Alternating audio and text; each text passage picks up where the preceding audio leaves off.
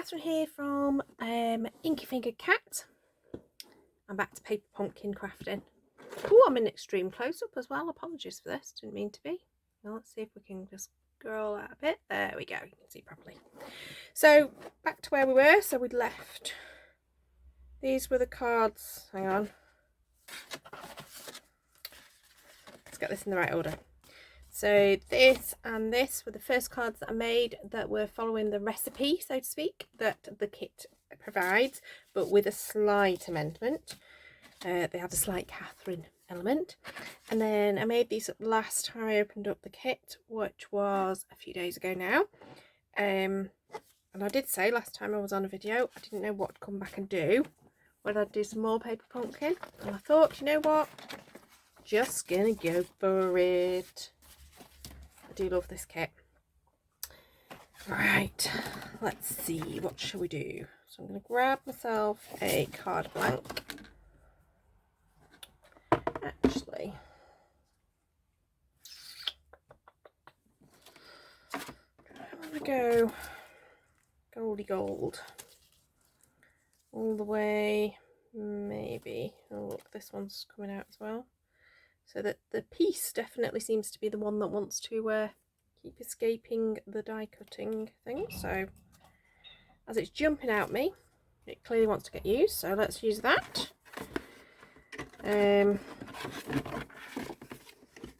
What else have we got in here that we might want to use? I'm thinking maybe a sentiment.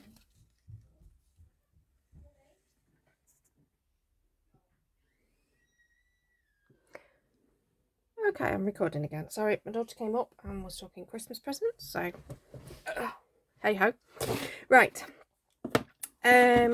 So I'm just grabbing bits out of the box. I don't know what to use. I think I'm going to use, I love this paper. It's really pretty.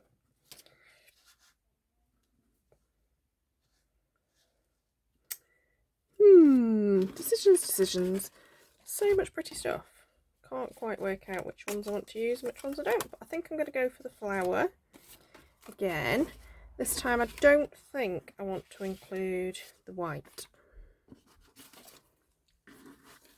Probably will want to use that because I just love that thread.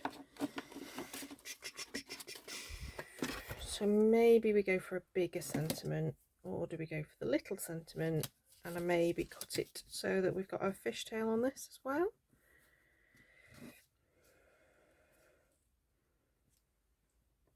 Maybe put peace to you and yours, or peace to the world, something along those lines. Well, let's play with this then. Let's see what we end up with. I think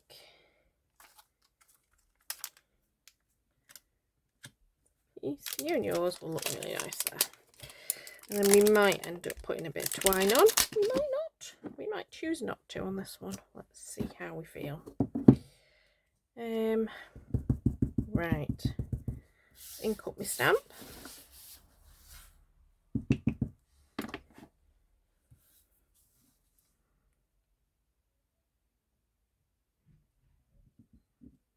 Oh, I've rocked it again. I seem to have a bit of a thing of doing that at the moment.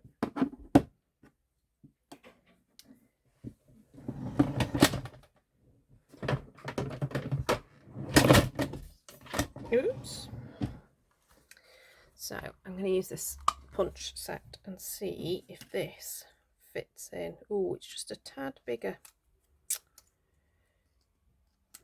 Well, let's see what happens if I turn it over and see if I can see. Try and line it up. It's just that little bit wider.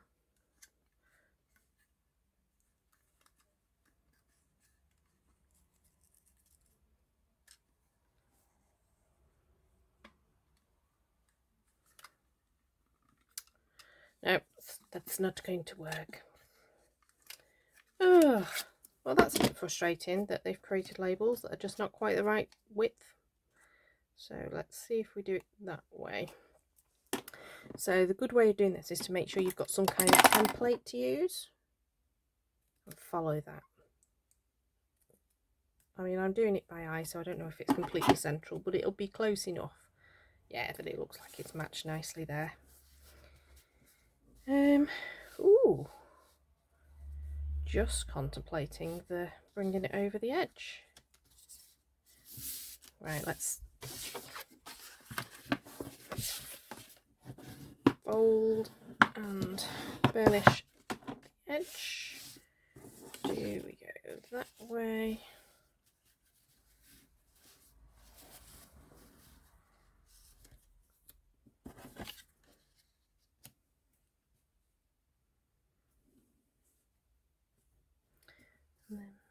And then maybe some twine underneath.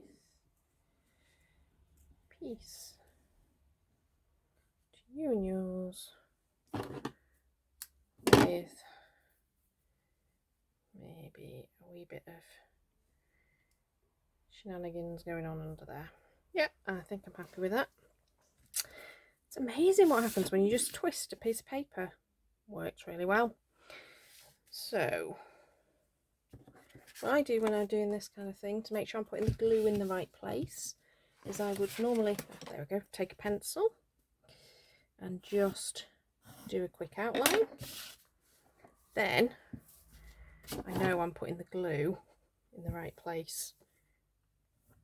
I mean, it wouldn't matter if I got the angle slightly different or whatever, but it just gives you more of a steer that you've got it where you originally anticipated it going. So it's going in that corner, and I stick it down like so.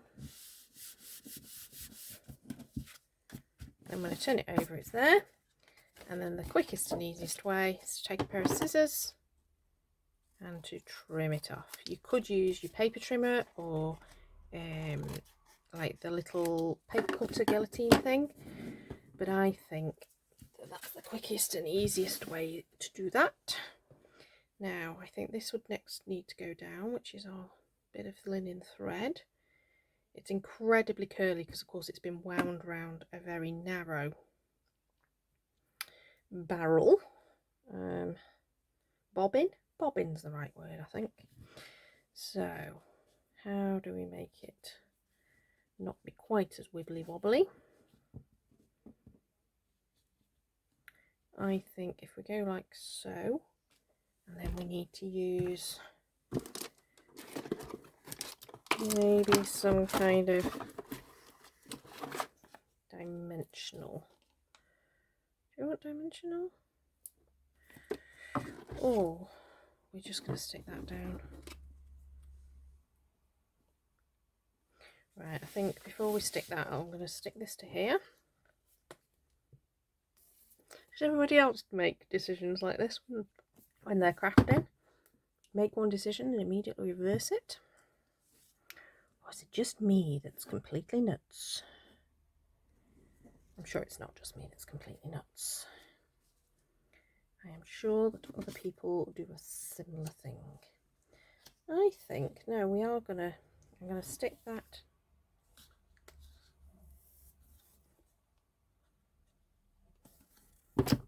through there. Ooh.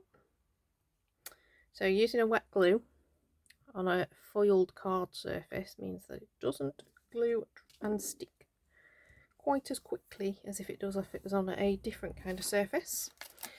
Right, we are going to use dimensionals on this.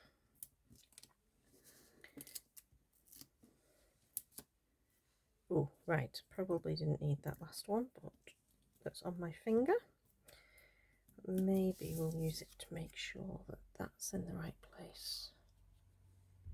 I don't know. There we go, that'll do.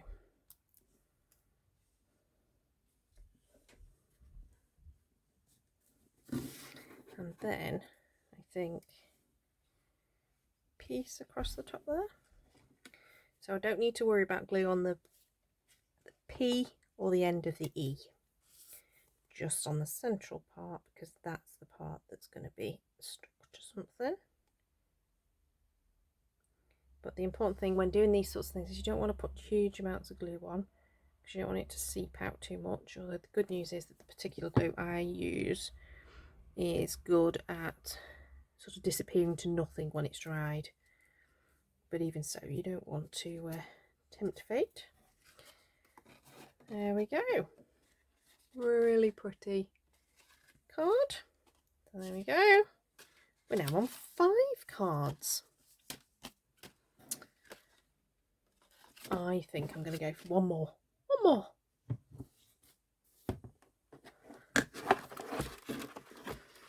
So this. Oh, this one's got a little bit of a slub of paper there. Oh, that's nice.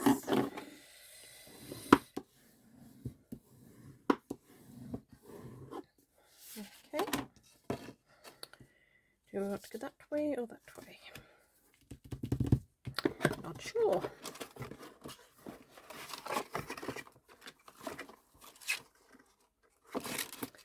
I'm wondering about if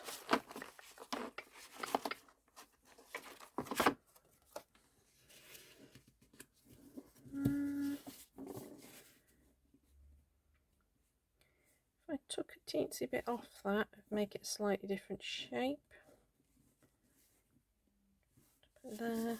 Or do we want to go for the central piece maybe?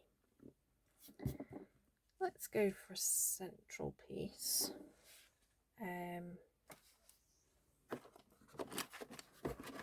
have we got in our little bit of stash here in the box that we can fiddle with? Well, we've got a little bit of red, so let's take the red. And then shall we go with another wreath, or shall we go with another flower? I think a flower actually. But I love the wreath more. I think the flower, since we have more of those, and I've already sort of started the process of using less of them per card than the original plan was. I'm wondering about that. Maybe that could go in my punch. Oh, it's a teensy bit wide, but we can soon sort that.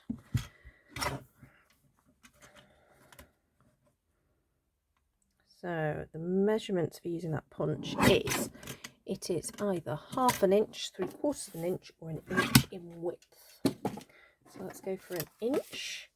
We need to make sure we're cutting the right part of it, so we want the bottom part. Oh, and of course it's so small. Who knows, will this work? Probably not. Might need to get a post-it note just to make it work.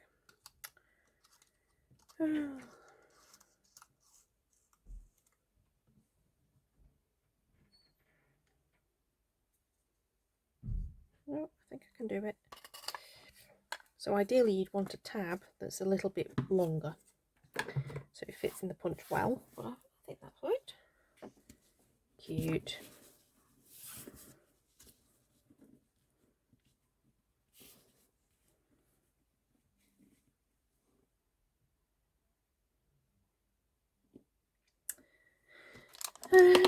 What do we want to use as maybe a sentiment?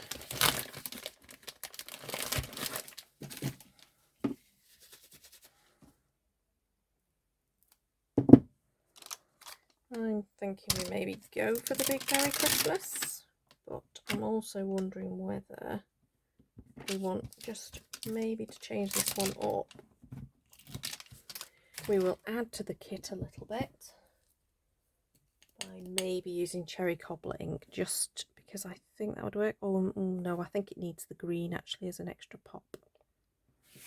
So no, we will stick with the ink that's in the kit. We need the block that we're going to stamp on.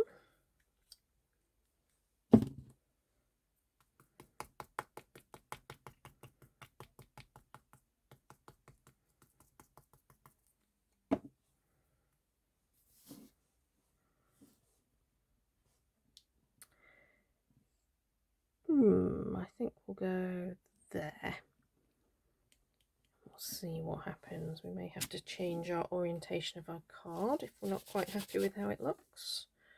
But let's see how this looks.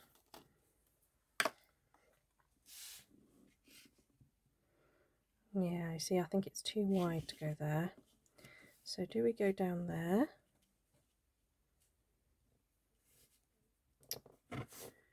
I'm not happy with that. So let's turn it around. Let's see what we've got going on here. With maybe that up there, and maybe this down here. That I quite like.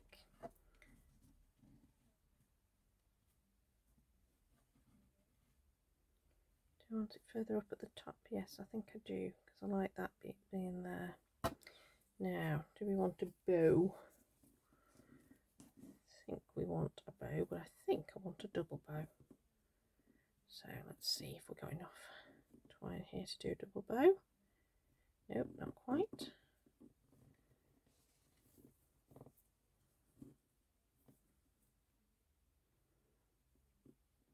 There we go. I think that will be lovely.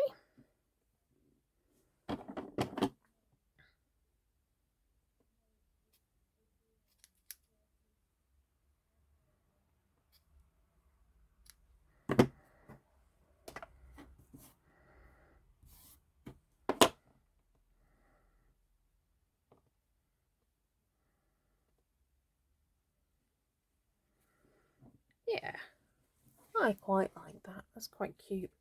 I'm not happy about the edge of that, so this is where I am going to add a little bit by, I have the gorgeous Stampin' Blends in the Just Jade, and I think if I edge that, that's going to make a big difference. So grab something that's fine for me to ink the edges off.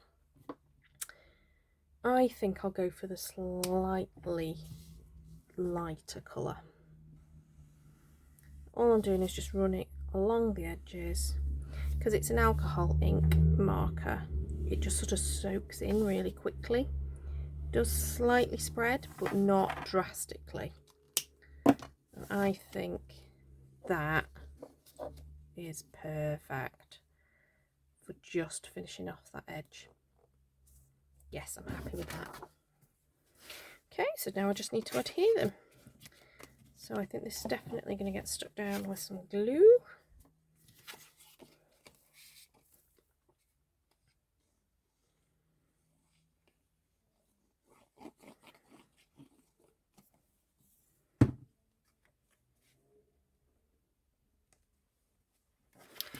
Just going to make sure it's up against the edge. It's nice and aligned. The same with a little tag.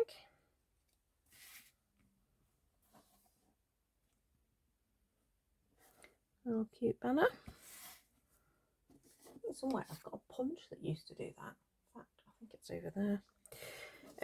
That was just a little cute banner. It's a bit smaller than that though. Right, I think we'll go with this being flat with the flower raised.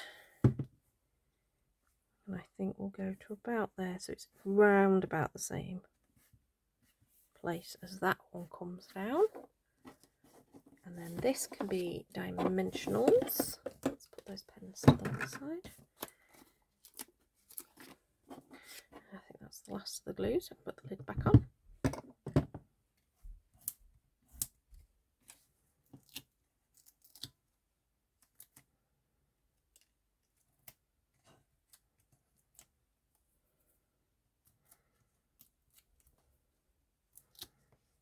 Oh, I was quite generous there with dimensionals. I don't think you need to be quite as generous as I've just been, but never mind. So that can go there. And then we just want one of the little glue dots, which is in the box still.